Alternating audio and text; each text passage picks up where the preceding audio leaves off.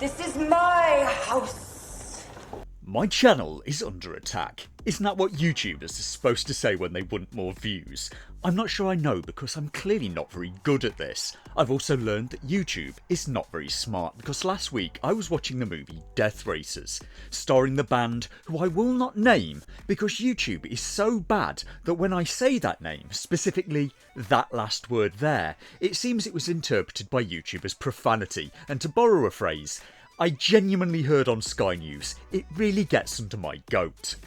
I checked the video with subtitles and it was getting flagged as profanity on that word specifically, so that's nice, isn't it? So not only can I not use risque words on YouTube, but they've also a completely arbitrary list of no-no words and they won't even tell anyone what they are. YouTube, how can I avoid saying the words if you won't tell me what they are? And what's wrong with that word anyway? We all come out of one, men spend a lot of time trying to get back into one, women make nice noises when you... Never mind that right now. It's like being in a relationship with somebody who's very annoying, and they will even do me dirty for words that just sound a little like no-no words, because YouTube seemingly can't tell vowels apart. It may be a case of irritable vowel syndrome. Now, I've been on a bit of a run of getting bad movies lately, and it's come with all the gentleness of a prison sack beating, so what is it this time? This week, it appears to be a movie called The 7 Adventures of Sinbad, and I can live with that, because I quite like those 1001 Arabian Nights stories, with the interesting clothes and interesting architecture, and the cultural differences. Is this one of the stop-motion films from the 60s? Ooh, is it the one with Caroline Munro in it looking gorgeous? No, that was The Golden Voyage of Sinbad from 1973. Okay, was it one of the ones with Sabu the Elephant Boy in it? No, it doesn't seem to be any of them either. Okay, last guess. Was it the one with Jane Seymour in it? No? That was Sinbad and the Eye of the Tiger from 1977. An interesting fact, according to Wikipedia, Jane Seymour's not even her real name. She was born Joyce Penelope Wilhelmina Frankenberg. Okay, which Sinbad movie is it then? Let's have a look on Wikipedia. Oh hell. It's the one from the sodding asylum, isn't it? The one starring Patrick Muldoon from Starship Troopers and the asylum movie Ice Spiders. And it's a movie so bad that it's just up for free on YouTube again. Nobody even cares enough to enforce a copyright. Fine. Now this movie is atrocious. It's really effing bad, but I'll tell you a secret. This film is actually a bit of a softball for me. This may be an apology for making me watch Death Racers again last week, because although this movie is awful, and it is seriously awful, it's on a 2.4 out of 10 on IMDb, there's a bit in it that I and my friends find so funny that it's become a running joke in my friend group, and it involves a giant crab and some world-class level ham acting by Patrick Muldoon, and as a result, for years now, literally every time a crab comes up in conversation, or on a TV show or a film, one or more of the friend group will do an impersonation of Patrick Muldoon in the crab scene. Sadly, the rest of the movie is really quite dull. It's mostly the crab scene, and that happens around 10 minutes into the movie. The problem is that you still have another 80 minutes of movie to get through that's not a very funny bad CGI crab. So what is this pile? Well, it's a modern reimagining of the stories of Sinbad from the 1001 Arabian Nights, and from here on in, there will be spoilers. The movie is set around the current day, so I don't get any of the interesting Arabic architecture or outfits, there's no lovely palaces or pretty women in veils, and Patrick Muldoon is playing the character of, no joke, Adrian Sinbad. Adrian sodding Sinbad. They actually called him Adrian. Does that demonstrate enough how it's going to have very little 1001 Arabian Nights feel? It was supposedly designed to try and cash in on the movie Prince of Persia: The Sands of Time that released in the same year. Adrian Sinbad, no joke, runs an international shipping company out of Doha, and his company is about to get into oil exploration. Can't you just feel all that Eastern mystery? The company have a new massive oil tanker full of oil going through the Indian Ocean when it's attacked by pirates and held for ransom. So Sinbad takes ransom money in a helicopter to the ship to pay off the pirates, and insists that the helicopter carries on even when they hit a lightning storm. Just as the helicopter is about to get to the ship, the helicopter is struck by lightning and the oil tanker is dragged to the bottom of the sea by a giant squid. So it's all going great so far, but you just wait. The helicopter crashes into the sea and Adrian Sinbad washes up alone on a desert island. He walks down the beach looking for other survivors and finds the briefcase full of money that he brought to buy off the pirates, and is surprised and startled when he tries to pick it up and finds some small crabs on it.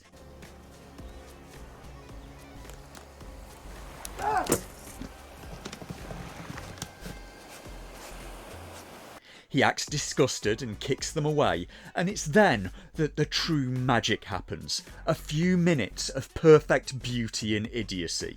Sinbad picks up the briefcase when he hears a gurgling, growling sound from behind him.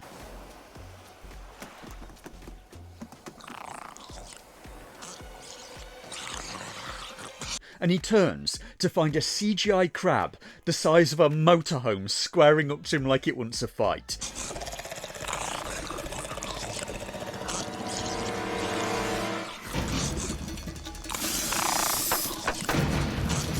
We're around 10 minutes in at this point to a 90-minute movie, and the CGI crab looks terrible. Sinbad makes a comical noise as he stumbles back and swings the briefcase to hit the crab in the face. He then falls over, takes a weapon from the case, unloads it into the heavily armoured crab while he screams at it.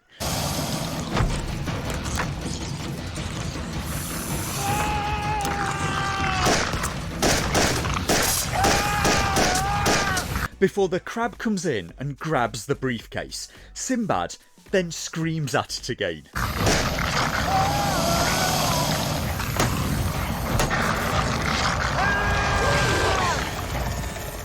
The crab wrestles the case away from Sinbad, and then it just sods off, leaving Sinbad confused, laying on the sand and wondering why he just got mugged by a giant crab.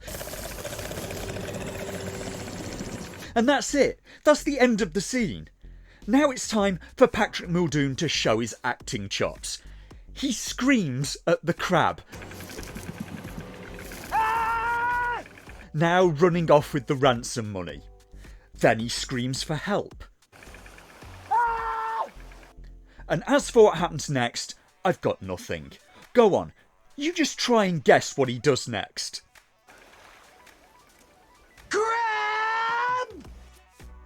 Did any of you get it? Who had "he screams crab" at the rapidly retreating crab? What the hell is going on, and who wrote this? And after that, he just loses it. And was any of this actually in the script? Adrian! No! Crab! Big crab! Adrian! He makes so much noise, two of the other survivors find him, including his assistant from the copter. Gemma! Did you see that? I got you dehydrated. No! A crab just stole my money! Adrian, you're hallucinating. Come on, let's go get you some water. And yes, that is what he says to his assistant. A crab stole his money. And are we going to go with that line read? Patrick Muldoon did just completely flub the line. Shall we do a second take? How about we fix it in post? No? You're just going to leave that in there. A crab stole his money. The whole thing is just so effing silly. It's like an unintentional Monty Python skit. Sinbad has to go on a series of 7 adventures in the film in order to save the whole planet from destruction. He finds more survivors, including a tribal woman who shows him a cave with a prophecy written on the wall in what appears to be crayon. And on the wall of prophecies, the crab is one of the prophecies. There it is right there. So the movie is trying to tell us that in order for the world to be saved, Sinbad had to get mugged by a giant crab. Was him shouting crab at it part of the prophecy as well? What did he gain by shouting crab at it? It's so effing dumb. While they're in the cave, the whole world is rocked by an earthquake and the island that they're standing on starts to sink into the water. Sinbad and his group rush to the sea to find that the whole island was actually the back of a sleepy giant whale that's just woken up. And that story is at least taken from the original book series. That was Sinbad's first voyage. So now the group are stuck in the sea, but not for long, as they're plucked out of it by giant birds called rocks and taken to another island, where they lose one of their group when he decides to stick his face into a roc's nest and his head gets eaten by a chick. The group run away from the rocks and hide in a cave. The cave is the home of a giant man-eating cyclops, and that takes another one of the men, at least I think it does. The film actually shows the audience nothing. The camera cuts away, people scream, and there's an ominous crunching noise and a growling, and then we never see the character again. Then Sinbad blinds the cyclops with a stick, they trip it up with a rope and it falls onto a sharp stalagmite. They then leave the cave and run into some man-eating women. The lucky sods, chance would be a fine thing. Good point. Maybe it's time we set a little trap for Crystal Cove's knob stealer. And I haven't used that one in a while, have I? They hypnotise all of the men and do in Sinbad's lady assistant off camera yet again, but the group are saved by the tribal lady with a spear who kung fu's all of the bad guys. The rest of the group then do each other in, and Sinbad goes to steal some special rocks from a volcano that from the prophecy will allow him to get off the island. He drops some boulders on a demon, steals its stones and uses the special rocks that emit heat to build a steam-powered hot air balloon and fly back to civilization. When he gets back, he finds that the whole world is being wrecked by natural disasters, and the tanker is now on the bottom of the ocean about to implode and dump a huge amount of crude oil into the sea. Also, Sinbad's business partner has tried to steal his business in his absence and called off the search and rescue efforts looking for it. Sinbad has a plan though. He's going to go to the ocean floor in a submarine and raise the tanker somehow back to the surface and prevent the oil spill. But on the way, he's stopped by a giant squid, who he befriends by convincing it that he's there to help with the oil.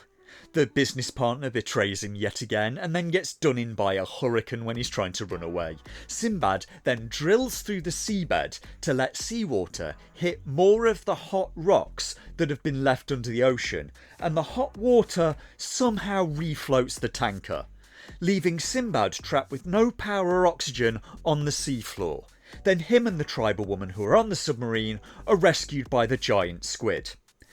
The 7 Adventures of Sinbad is bloody awful, and it makes me laugh every single time I watch it. Though admittedly, I usually just do watch the crab scene and skip the entire rest of the film.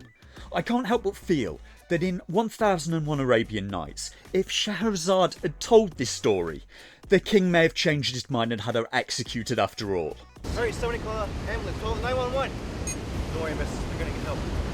Please, we need an ambulance now. A woman has been stung on the beach. What happened to her? I don't know, something about a giant jumbo jellyfish. Fuck. Jesus. Never rub another man's rhubarb.